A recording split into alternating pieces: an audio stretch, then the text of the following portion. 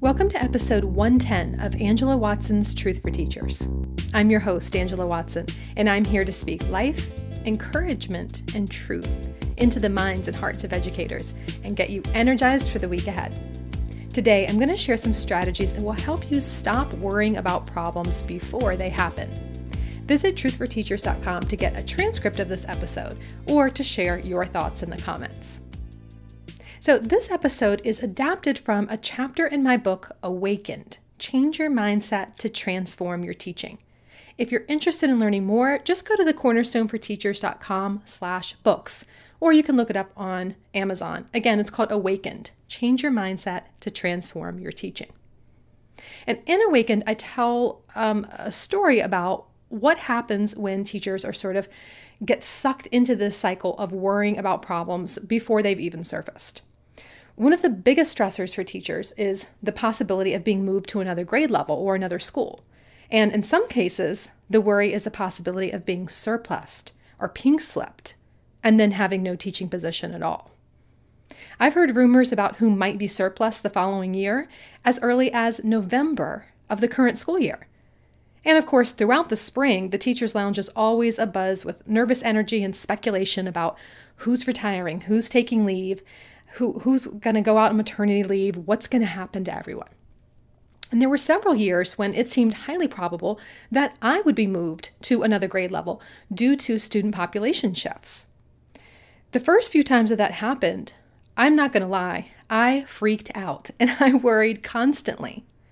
I had spent so much time getting my lesson plans together, my materials together for third grade, that the idea of having to teach at another grade level, even if it was within the same school, just created a whole lot of stress for me. But as I practiced new ways of thinking, I began to find myself responding differently when this possibility of getting moved would arise.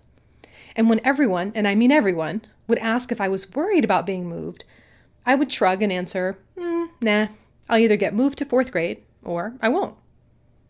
And when I'd say things like that, the other teachers would always look really confused, like, but what if you do get moved?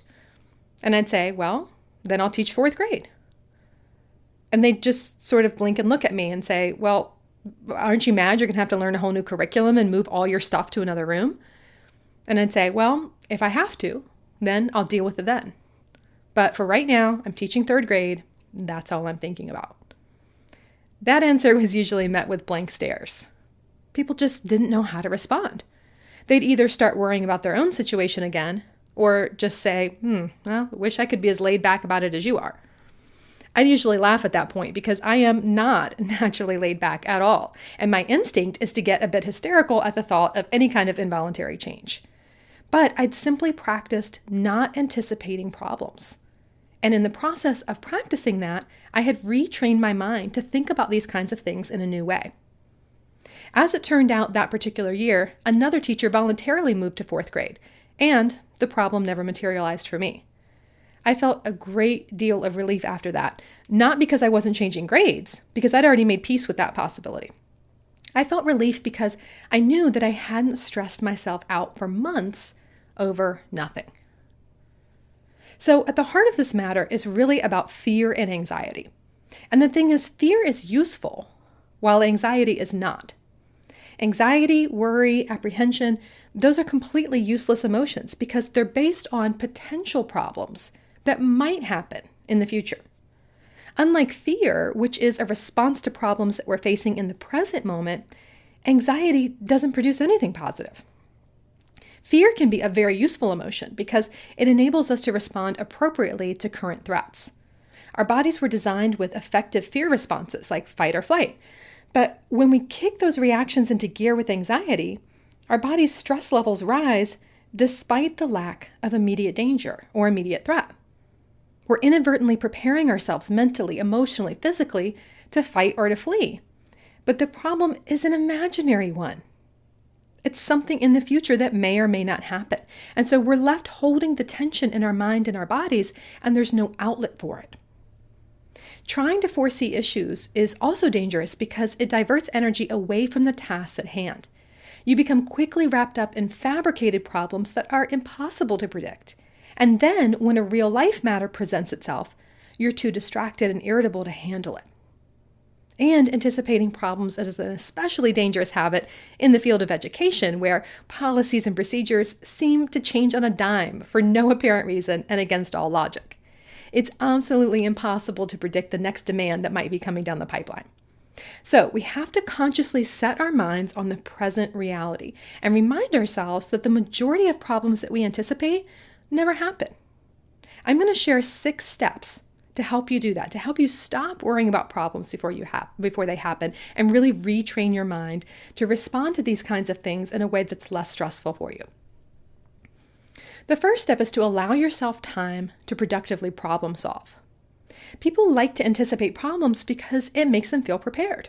No one wants to be blindsided, and it's a natural human reaction to think about problems that may arise and to start devising coping strategies.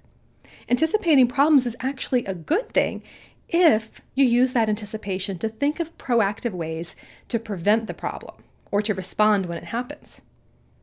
So if you know there's a possibility that, let's say, your observation on Friday is going to be postponed, you may want to brainstorm ideas for a backup lesson. If there's a possibility that you will be absent next week, make sure you have your emergency subplans in order. If a student's likely to be disruptive during a lesson, think of strategies now that you'll use to engage him or her. If you're anticipating a phone call from an upset parent, take a couple minutes to jot down key points that you want to share with him or her, or take the initiative and call the parent first. Can you see how these kinds of examples are different from simply complaining about the problem or just worrying about all the things that might go wrong? When you're feeling anxious about something that might happen in the future and you need to think about your course of action, go for a 15-minute walk and just allow yourself to think about positive or possible outcomes and different responses that you could have that would be constructive. The fresh air and the exercise will keep you from getting bogged down on the problem and allow you to problem solve and imagine possibilities in new ways. Then end that walk by repeating or maybe even writing down the thoughts that you've chosen to dwell on instead of dwelling on the anxious thoughts. Create a list of any actions that you need to take to prevent the problem or to work toward a more favorable outcome. So the first strategy there is to allow yourself time to productively problem solve. Think about things that might go wrong and plan how you can be proactive. Another strategy is to counter worry with the 2 outcome strategy. When I get caught up in worrying about all the possible things that could go wrong, I like to remind myself that there are ultimately just 2 possible outcomes. Something bad that I imagined will actually happen to some degree, or it won't. That's all. It's really not that complicated. And either way, my worrying won't affect the outcome, though I could make things worse if I make myself sick from stress. I try not to think about how I'll respond if the unwanted outcome occurs. There'll be time to think about that if it happens. And I trust that I'll have the necessary wisdom to handle it at that point. I don't want to waste the mental energy now on something that's not a reality. I know that worry will always lead to regret. If nothing bad happens, I'll regret having spent my time being anxious for no reason. And if something bad does happen, I'll regret having wasted my last few days of peace when I could have been savoring every day of the situation that I'm so desperate to hold on to. So rather than feeling anxious about what's possibly to come, you can choose to get prepared and then relax. The best possible use of your life is to maintain your joy. No matter what happens then, you will look back and think, yep, I had the right attitude, I had the right mindset, I made the most of every day. So allow yourself time to problem solve, and then think about the 2 outcome strategy. Either something bad is going to happen or it's not. And worrying about it is only going to make it worse. It's not going to actually change the outcome. The third strategy is to recognize that you are anticipating a problem that hasn't happened yet, and label the thought as anticipating a problem. Don't judge yourself for it. You're simply observing and labeling what's happening. So you're thinking to yourself, my thoughts are consumed with something that's not a problem in this moment. Everything is fine right now, and the reason that I'm feeling anxious is because I'm thinking about something that might happen later. So just pay attention to this, observe it, remind yourself that there's no immediate danger. There's no need to act right now, and that will de-escalate the situation in your head and ward off that fight or flight adrenaline response that comes with panic. So recognize you're anticipating a problem and just observe those thoughts. Remind yourself about what's happening. The next step is to choose replacement thoughts. If your mind doesn't replay the potential problem, then someone will probably ask you about the potential problem. Therefore, it's important that you know what you're going to think about or what you're going to say instead. You can practice that. Practice what you're going to tell yourself when you're tempted to start worrying. So, for example, your replacement thoughts might be, everything is fine in this moment. When the time comes for me to take the next steps, I will know what to do. So I don't have to think about it right now. I'm choosing not to worry about the situation and to instead stay in the present moment. You see, every time you start anticipating a problem, you can dismiss the thought immediately, and you can replace it with constructive thinking. You don't have to think and dwell on every single thought that pops into your head. You can choose your thoughts. And the idea here is to replace those unwanted, anxious thoughts with positive, optimistic ones, even if you don't believe them yet, even if you don't feel like it yet. The more that you repeat the positive outlook, the more you will train your mind to default to that perspective. So recognize when you're anticipating a problem. Choose replacement thoughts. Another piece of advice here is to talk about your concerns openly with only one confidant. You don't need to tell everyone how much you're worried. The more that you discuss a source of stress, the more you create a stress response in your body because you're thinking about it and you're sort of reliving it and you're getting yourself worked up all over again. And if you're confiding in people who have negative mindsets, they're going to respond in ways that create even more anxiety. So I recommend telling only your significant other or your best friend, closest family member. Just pick one person that you trust. Tell them about what you're anxious about and make sure that person is in the mental space to give a wise and encouraging response and not just get you even more worked up. So I prefer to complete these other steps, this process of allowing myself to productively problem solve, thinking about the two outcomes, choosing my replacement thoughts. I like to do all of that first before I talk to anyone else. And that way, when I do confide in someone, I'm already calm. I'm already in a positive state of mind. Not only does that keep me from giving voice to endless rambling concerns and sort of putting this huge burden on someone else, it also makes it easier for the other person to be supportive because I'm not distraught when I'm coming to them. They can listen calmly and they can give me wise advice. Many times I've already gotten over my anxiety by the time I talk to my husband. I'm just filling him in, just letting him know this is a potential concern. This is my chosen response to it. Remember, the anticipated problem is in your head. So don't dump everything on another person and expect him or her to fix it. Only you can reset your mind. You have that power, so make sure you're using it. The final step is to dismiss and replace thoughts whenever the topic resurfaces. So once you've made that decision about how you're going to respond to the anticipated problem, don't waver from that decision. Repeat those replacement thoughts, and if other people try to talk to you about the issue or bring it up, repeat your replacement thoughts to them.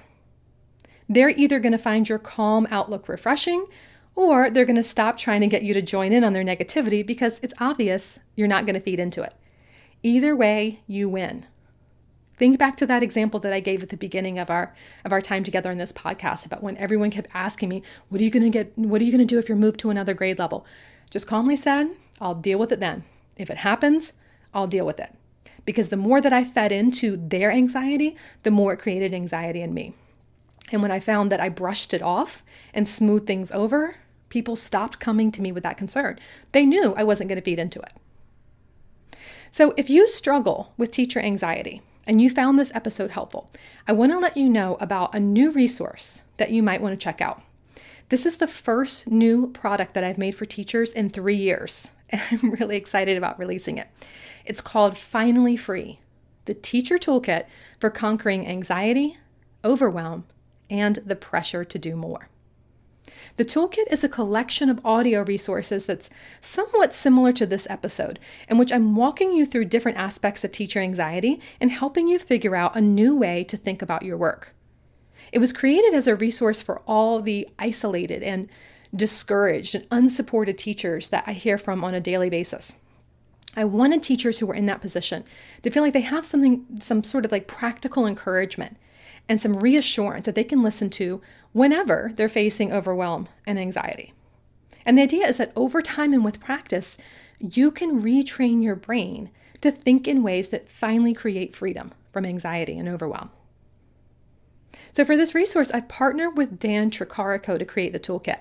You may have heard Dan on the show before. Back in season 4, episode 10, I had him come on Truth for Teachers to talk about creating focus, simplicity, and tranquility in the classroom. If you didn't check out that episode, go back and listen to that one, season 4, ep 10.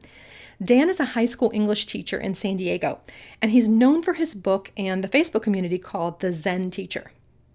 I think Dan was the absolute perfect person for me to co-create this toolkit with because his message and mine complement one another perfectly, and he's able to lend a different, fuller, just more comprehensive perspective to this topic of conquering anxiety than I feel like I could do on my own. So Dan has added guided meditations and reflection exercises and lots more to the toolkit to help you transform your mind. So the idea is that when you feel like you're not able to focus because so many things are demanding your attention at once, you can play the MP3 about freedom from urgency. And that will give you about 20 to 30 minutes of Dan and I speaking directly to that issue in a way that's meant to be encouraging and helpful. And it's something that you can listen to over and over again whenever you're struggling with that feeling. I know I've gotten a lot of emails from Truth for Teachers listeners who have said that there are certain episodes you've listened to 5, 6, 7, 8 times. And that's exactly what I'm envisioning here, something that you can keep going back to over and over again and really help yourself retrain your mind to internalize that mindset. So the toolkit has 10 modules in total. There's freedom from guilt, freedom from perfectionism, freedom from worry over students, freedom from comparison, different types of modules like that, 10 in total. So you can go through and complete them in order, like a course if you want to, but Dan and I were really intentional about calling it a toolkit rather than a course because we don't want this to be just one more thing you feel pressure to do and you can't keep up with and you feel guilty about not completing. So instead, you can just listen whenever you need to. If you're feeling a certain way, just listen to that piece of audio. And though you do get a PDF version of the transcript, it's all audio-based. So that means you can listen to the whole toolkit, get all the content during your commute or while exercising, cooking, cleaning, just going about your regular routines. We chose the audio because we think that you're going to get the most benefit from repeatedly listening to positive, encouraging words that are spoken into your mind and heart over and over again. There's really nothing better when you're feeling anxious than hearing reassurance from someone who understands what you're going through. Someone who can validate your feelings, someone who can help you work through those feelings in a really practical and uplifting way. So if you've ever wished that you had a positive, supportive mentor who would encourage you on a regular basis and give you strategies for working through your anxiety when it feels overwhelming, this toolkit will allow Dan and I to sort of be your virtual mentors. So the finally free toolkit will most likely be available to you by the time you listen to this episode. Dan and I are still wrapping things up right now, putting the finishing touches on it when I'm recording it. But by the time this episode is live, should be ready. If it's not though, you can pre-order and then you'll have access the moment that it's released. So just go to finallyfreetoolkit.com. Please know that anxiety and worry and anticipating problems are super common issues that almost every teacher faces, and you don't have to try to work through them on your own. I think the toolkit is going to be a resource that you can come back to over and over again whenever you need encouragement and support in finding a new way to think about your work.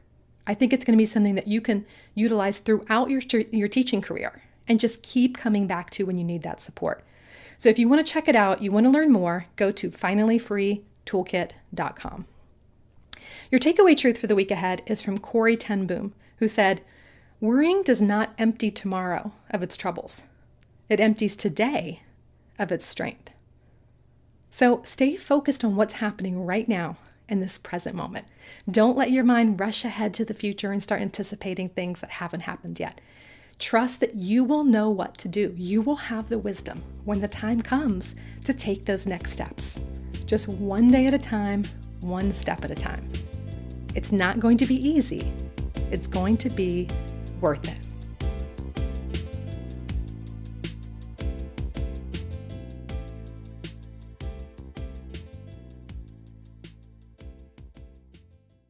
Truth for Teachers is a proud member of the Education Podcast Network.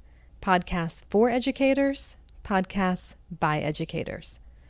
For more great podcast recommendations, go to edupodcastnetwork.com. That's edupodcastnetwork.com.